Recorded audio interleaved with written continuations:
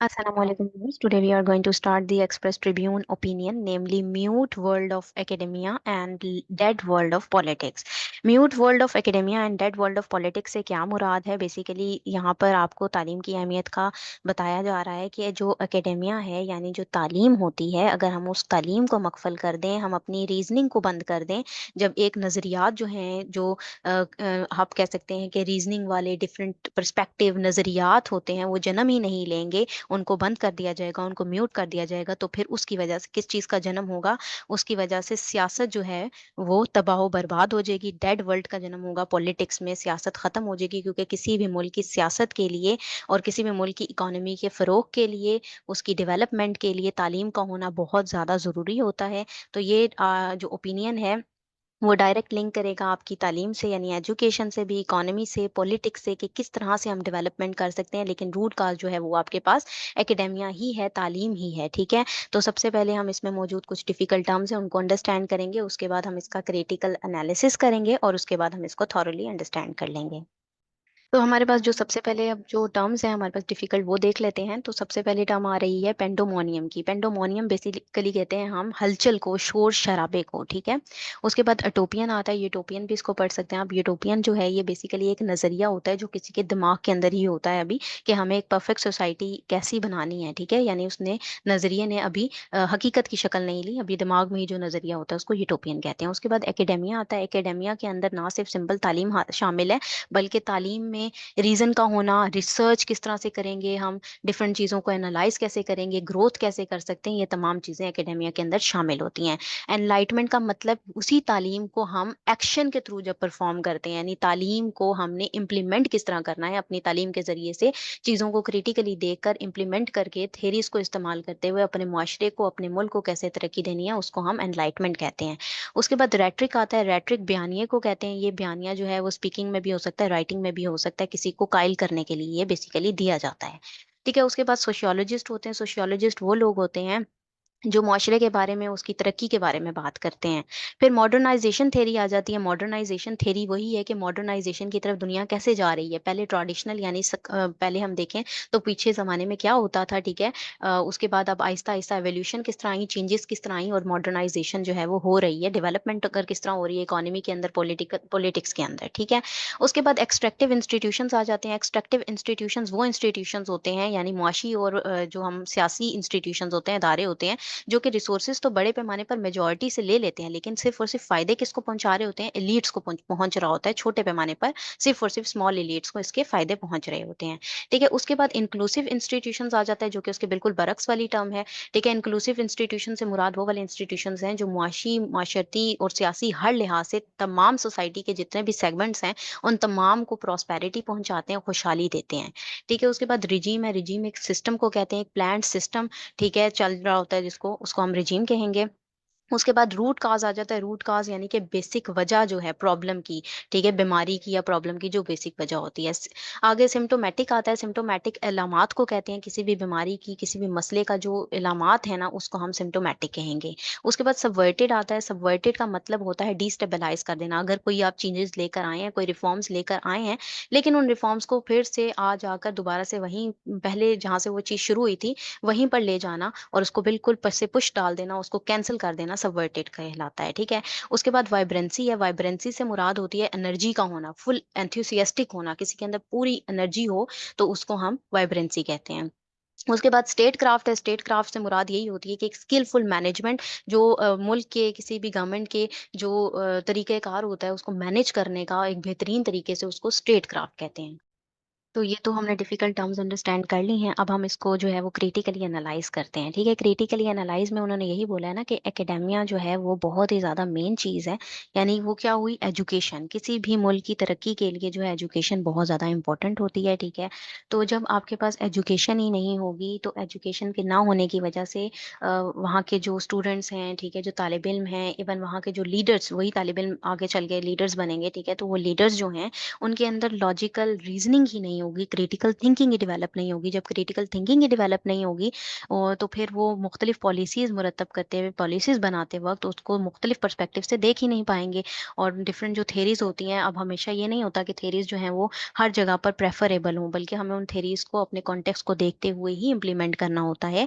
ठीक है, चेंजेस लानी होती हैं। लेकिन अगर हम सिर्फ रटे रटाए जो है वो तरीके से एजुकेशन को हासिल करते रहेंगे और रीजनिंग डेवलप ही नहीं होंगी, तो हम उन पॉलिसीज़ को एनालाइज ही नहीं कर पाएंगे। ठीक है, इसकी वजह से क्या होता है कि प्रॉपर डिबेट नहीं हो पाती है। डिबेट नहीं हो पाती है तो उसके हवाले से जो है वो तो थीसिस से निकल कर हमारे सामने नहीं आता। ठीक है, बेसिकली हम यहाँ पर ये देख सकते हैं ना कि क्रिटिकल थिंकिंग ही नहीं है तो फॉरकास्ट कैसे करेंगे आप? अगर कोई डिबेट निकल कर आ भी जाती है तो उसको पहले से ही थीसिस किया जाता है। अगर किसी ने कोई इम्प्लीमेंटेशन लेकर आया भी है, कोई रिफॉर्म्स लेकर आया है, उसने थीसिस प्रेजेंट किया भी है, तो रिफॉर्म्स जो हैं उसको उसका एंटीथेसिस दे दिया जाता है। ठीक है, एंटीथेसिस किस तरह किसको कहते हैं भला? एंटीथेसिस को कहते हैं यानी उन पॉलिसीज को, उन रिफॉर्म्स को जो है उनको खूब क्रिटिसाइज किया जाता है कि ये ठीक नहीं है।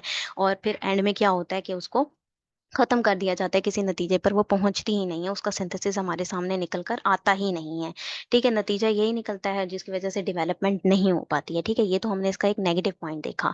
लेकिन अब अगर हम इसको पॉजिटिव तरीके से देखें तो वो यहाँ पर यही जो है वो राइटर आपको बताएंगे कि एजुकेशन पर सबसे पहले ध्यान देना है। एजुकेशन को, तालीम को आपने मकफल नहीं करना।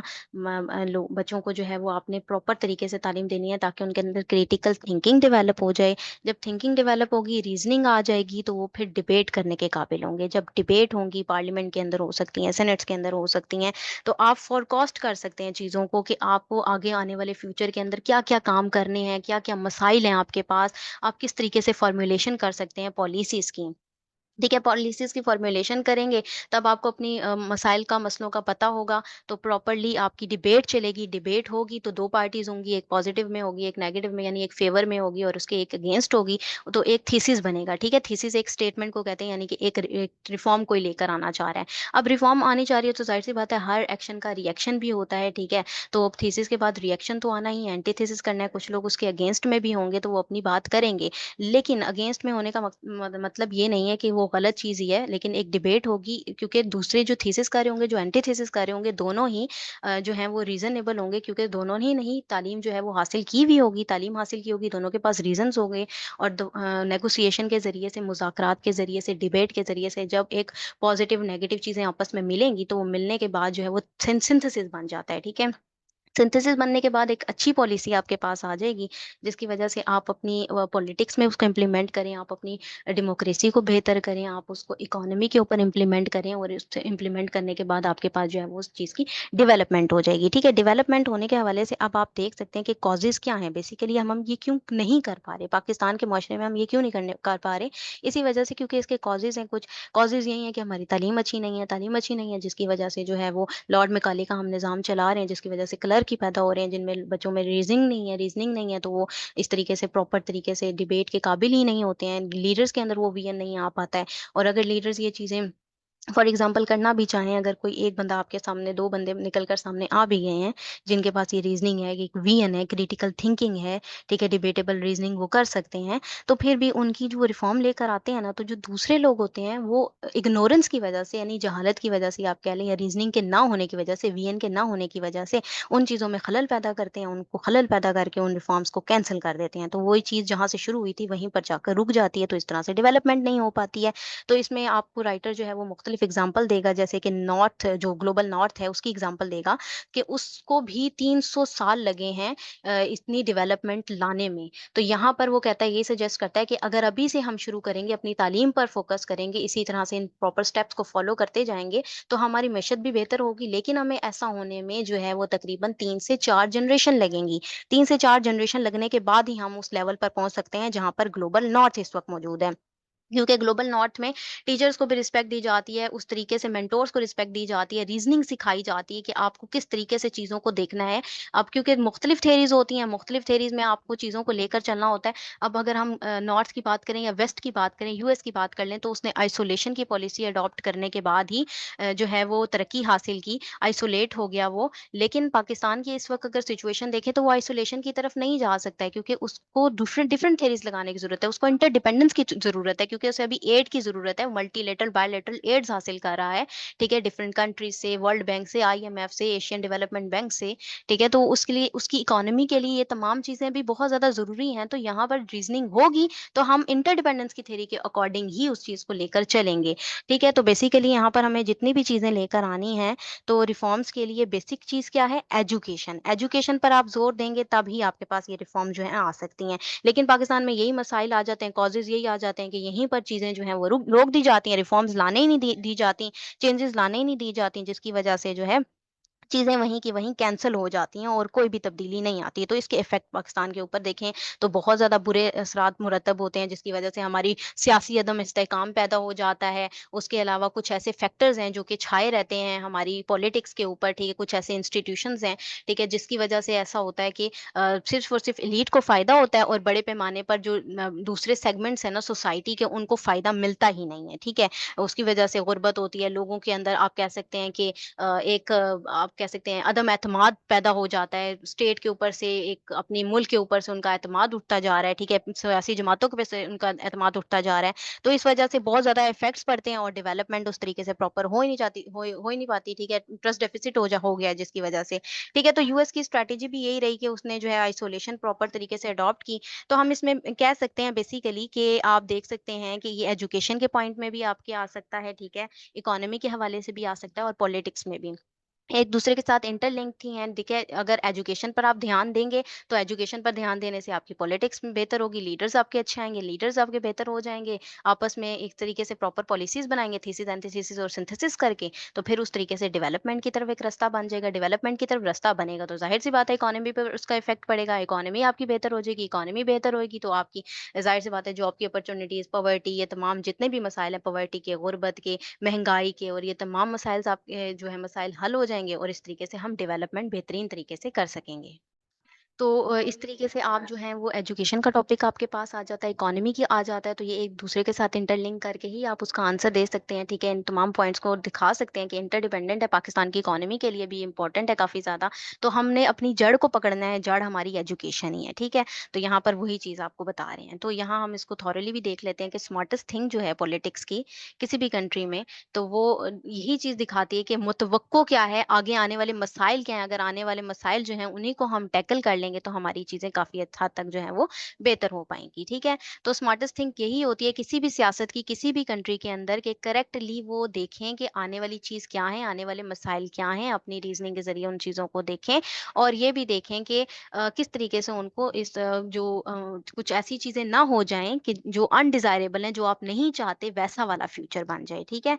तो पॉलिटिकल फोरकास्टिंग भी यही बता रही है, इम्पोर्टेंट टूल है यही कि आप फोरकास्ट करेंगे अनअवॉइडेबल जो फीचर्स हैं किसी भी नेशन की जिंदगियों के अंदर, तो वो आप जो है उसको खत्म कर सकते हैं इस टूल के जरिए से, ठीक है? तो डेवलप नेशन की अगर बात की जाए तो डेवलप यानी तरक्की याफ्ता जितने भी ममालिक हैं ना, वो फोरकास्ट करते हैं पहले ही, आने वाली मसाइल को देखते हैं, खतरात को देखते हैं और अपनी एकेडेमिया पर बहुत ही ज्यादा जो है वो जोर देते हैं, ठीक है? और यही है कि without correcting comprehending the internal and external environment politicians, ठीक है? अगर हम इंटरनल या एक्सटर्नल इन चीज़ों को कंप्रीहेंड तरीके से नहीं देखेंगे, तो इस तरह से हम ये जो कॉम्प्लेक्स दुनिया है ना, हमारे इर्द-गिर्द जो दुनिया मौजूद है, ठीक है? तो ये हम उस प्रॉपर तरीके से उन उलझनों को नहीं समझ सकेंगे। ग्लोबल नॉर्थ के पॉलिटिशियंस की अगर बात की जाए, ठीक है?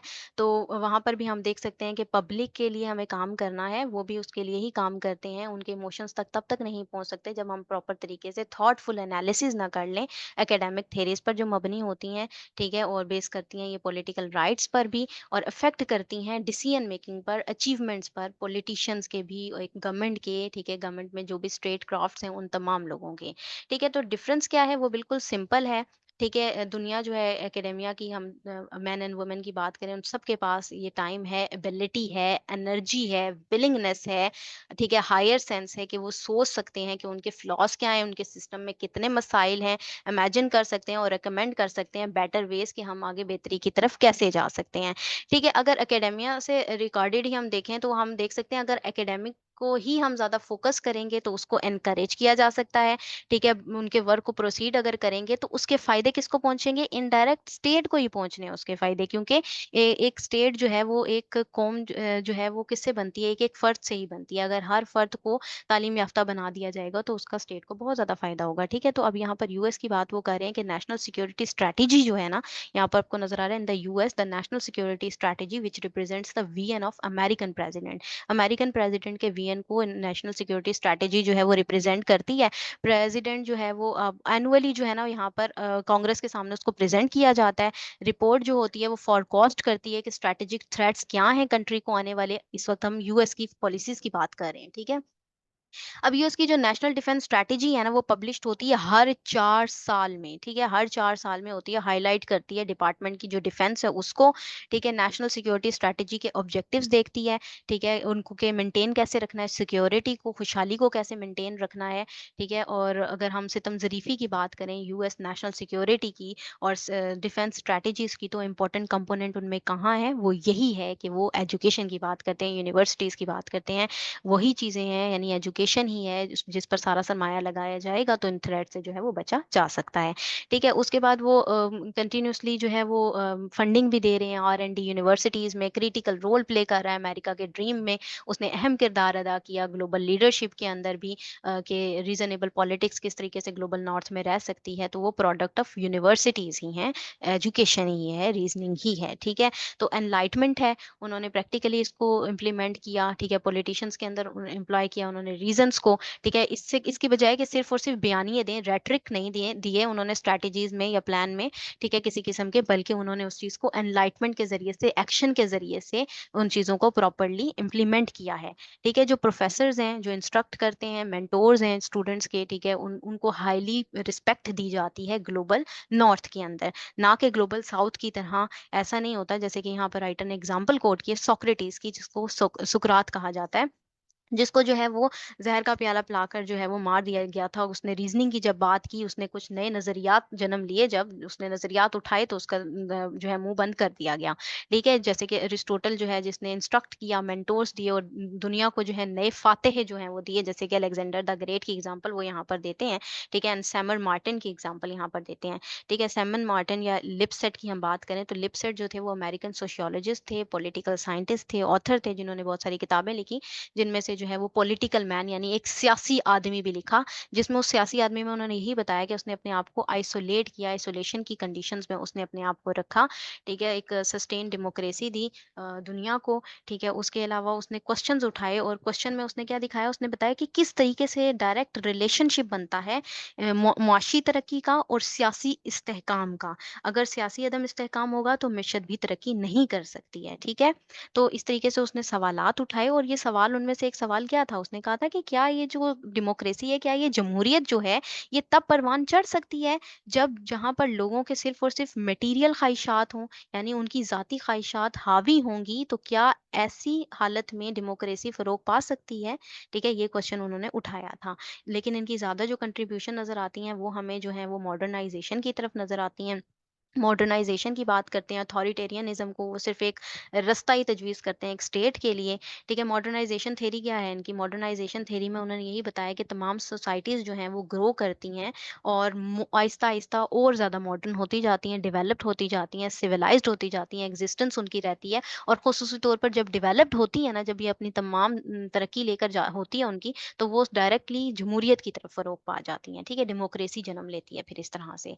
तो बेसिकली जो लिपसेट की मॉडर्नाइजेशन थ्योरी है ना, वो व्हाई नेशन फेल्स हम कह सकते हैं उसमें, जो डैरन है, ठीक है? उन्होंने ये बुक उनकी हमें नज़र आ रही है, उसमें उन्होंने जो प्रिडिक्ट किया डिफरेंट, उन्होंने बताया कि जो ग्रोथ प्रोसेस है ना वो बाय प्रोडक्ट है किस चीज़ का? मॉडर्नाइजेशन का। मॉडर्नाइजेशन कब होगी? जब इंसान तालीम याफ्ता होगा। बेसिकली इसका भी वही थीम बन रहा है, ठीक है?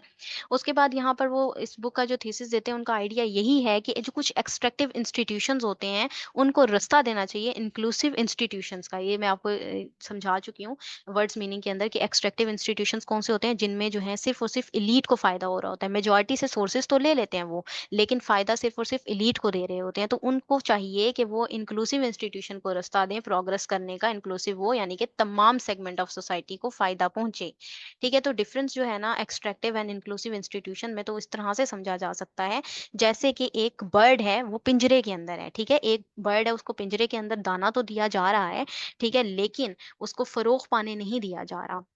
आप देख सकते हैं कि आप हमारा पाकिस्तान की इकोनॉमी के अंदर ही इसको अगर समझ लें, तो पाकिस्तान की इकोनॉमी ऐसी ही है जैसे कि एक पिंजरे के अंदर है। ठीक है, उसको डिफरेंट तरीके से सपोर्ट तो मिल रही है, लेकिन उसे पिंजरे में से बाहर नहीं निकलने दिया जा रहा, कि उसे बैसाखियों का सहारा दिया गया कि वो अपने परों पर खुद उड़ जाए, ऐसा नहीं देना जाया जा रहा, और ना ही उसे उसके पैरों पर खड़ा होने दिया जा रहा है। ठीक है, तो ये बेसिकली ऐसा ही है जैसे एक परिंदे को जो है आप केज के अंदर बंद कर दें, ठीक है, लेकिन वो अनलॉक तो नहीं हो रहा ना, उसको रिमूव तो आप कर ही नहीं रहे कि वो उड़ जाए और डायनामिक्स लेकर आए, चेंजेस लेकर आए। ठीक है, तो हेल्थियर बनाने के लिए आप पिंजरे के अंदर ही उसको जो है वो चीजें दे रहे हैं।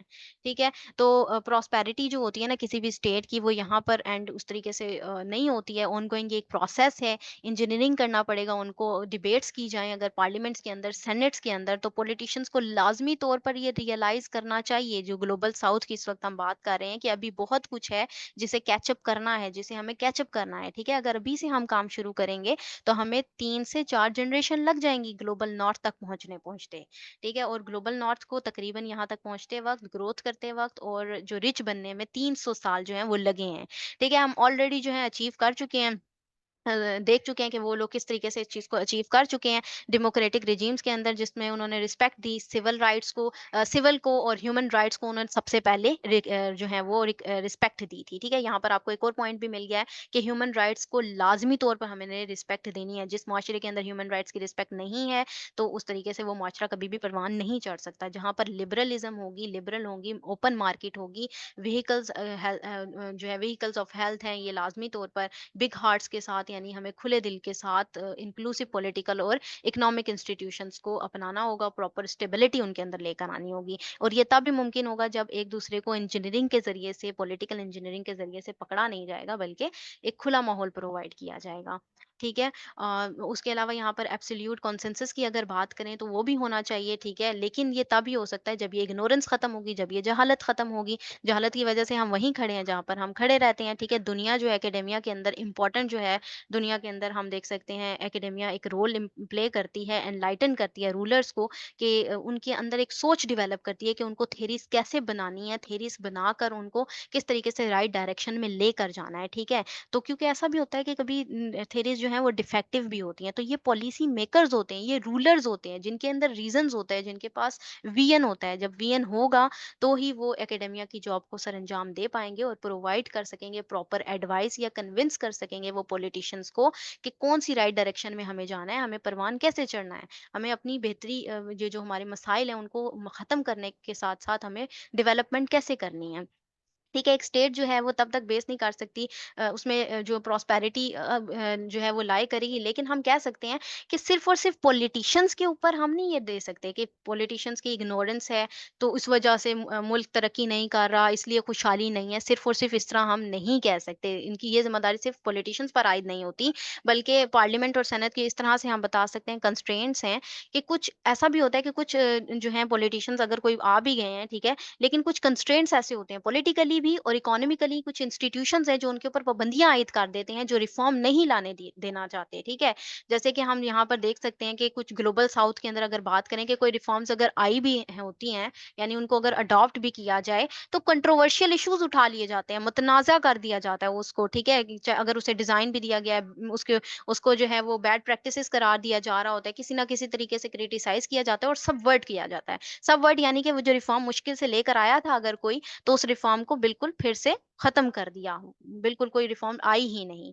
ठीक है? तो कि इस तरह से कोई भी शख्स सोच सकता है ही नहीं है फिर कि रिफॉर्म्स लाना कितना ज़्यादा मुश्किल हो सकता है। 18th अमेंडमेंट की एग्ज़ाम्पल यहाँ पर राइटर देते हैं कि 18th अमेंडमेंट जो है उसने प्रपोज़ किया कि प्रोविंसेस को खुद मुख्तारी मिल जाएगी, लेकिन इसको भी कंट्रोवर्शियल बना दिया गया कि इस तरह तो प्रोविंशियल करप्शन हो जाएगी, कि एक सूबे को ज़्यादा मिल गया, दूसरे को कम मिल गया, या इस तरीके से फेडरल और उसके अंदर गैप पैदा हो जाएगा, ठीक है? तो यहाँ पर अगर आप देख सकते हैं दूसरी एग्ज़ाम्पल उन्होंने हेल्थ केयर फैसिलिटीज़ की दी हैं। हेल्थ केयर फैसिलिटीज़ अगर कोई पॉलिटिशियन लेकर आता है तो उसको ये अच्छा समझने की बजाय ये कह दिया जाता है कि ये तो एक पॉलिटिकल शोमैनशिप है, कि इसको सियासी तौर पर शो किया जा रहा है, सिर्फ़ और सिर्फ़ पार्टी के फ़ायदे के लिए, पब्लिक के लिए इसमें कोई फ़ायदा नहीं है। जबकि आप देखें तो वो हेल्थ केयर फैसिलिटी से पब्लिक को फ़ायदा फ़ायदा तो होगा ही, ठीक है? तो ये एक नज़रियात हैं, जो एक तंग नज़री है ना, इसको ही ख़ात्मा करना है बेसिकली। एजुकेशन से मुराद यही है कि तंग नज़री का ख़ात्मा करना है। तो पॉलिटिशियन जो हैं वो प्रॉस्पेरिटी के लिए इंजीनियरिंग करें, उसके लिए ट्राई करें और हम ये देखने को हमें मिलेगा कि सिर्फ़ और सिर्फ़ ना हम देख सकते हैं कि हमें करना क्या है कि सिम्पटम्स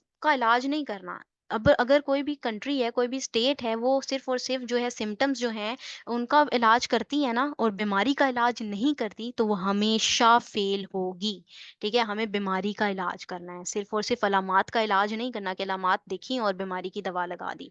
ऐसा नहीं करना, हमें बीमारी को जड़ से ख़त्म करना है। तो उसके लिए रूट कॉज़ जो हो सकता है, प्रॉब्लम्स हैं डिफरेंट, ठीक है? तो एकेडमिक डिबेट होनी चाहिए और एकेडमिक डिबेट्स जो हैं वो कहाँ से निकलेंगी? चार दीवारी से निकलेंगी यूनिवर्सिटीज़ की, ठीक है? जहाँ पर तालीम याफ़्ता तबका मौजूद होगा, रीज़न्स मौजूद होंगे, वीएन मौजूद होगा और वो फिर वहाँ से लेकर कंट्री की पूरी कंट्रीज़ की पार्लियामेंट और सेनेट तक जाएगा, पूरा परवान चढ़ेगा नज़रिया, तभी पॉलिसीज़ मुरतब होंगी, बनेंगी। तो आंसर जो है हमारी प्रॉब्लम्स के जो हैं वो खामोशी नहीं है, बल्कि जो है वो एक शोर होना चाहिए। किस चीज़ का शोर? वीएन का शोर, एकेडेमिया का शोर होना चाहिए। एक नॉइस होनी चाहिए जिसमें डिबेट हो, जिसमें पॉजिटिव, नेगेटिव एस्पेक्ट्स पेश किए जाएँ, थीसिस हो, एंटीथीसिस हो और फिर उसका सिंथेसिस बनाया जाए और इसी तरीके से हम आगे आने वाले खदशात को समझ सकेंगे और बेहतरीन पॉलिसीज़ जो हैं उसको हम बना सकेंगे। ठीक है? तो इसमें सिर्फ़ और सिर्फ़ पॉलिसी मेकर्स ही इन्वॉल्व नहीं हैं जो पॉलिसियाँ बनाते हैं, बल्कि इसके साथ-साथ कुछ स्टेट क्राफ्ट जो हैं वो भी इन्वॉल्व हैं। जो पॉलिसीज़ बनाते हैं, ठीक है? जिनको मैनेज करना होता है डिफरेंट मुल्क के डिफरेंट जो चीज़ें हैं उनको, ठीक है? तो फिर म्यूट कर देना एकेडेमिया को यानी तालीम को मकफ़ल कर देना जो है वो फिर किस चीज़ को जन्म देगा? वो सिर्फ़ और सिर्फ़ रेसिपी है, दुनिया की सियासत की मौत हो जाएगी, ठीक है? अगर एकेडेमिया को यानी कि आप एजुकेशन को फ़रोग़ दोगे तब ही आपकी सियासत जो है तब वो ही भी परवान चढ़ेगी। तो ये था इसका एनालिसिस और अगर आप लोगों को लगता है कि इसके अलावा इसमें और भी कुछ पॉइंट्स होने चाहिए थे और आप किसी और तरीके से इसको लिंक कर सकते हैं तो काइंडली कमेंट सेक्शन में मुझे बताइएगा। अगर आप लोगों को ये पसंद आया तो काइंडली इसको लाइक कीजिएगा, शेयर कीजिएगा। Thank you very much. अल्लाह हाफ़िज़।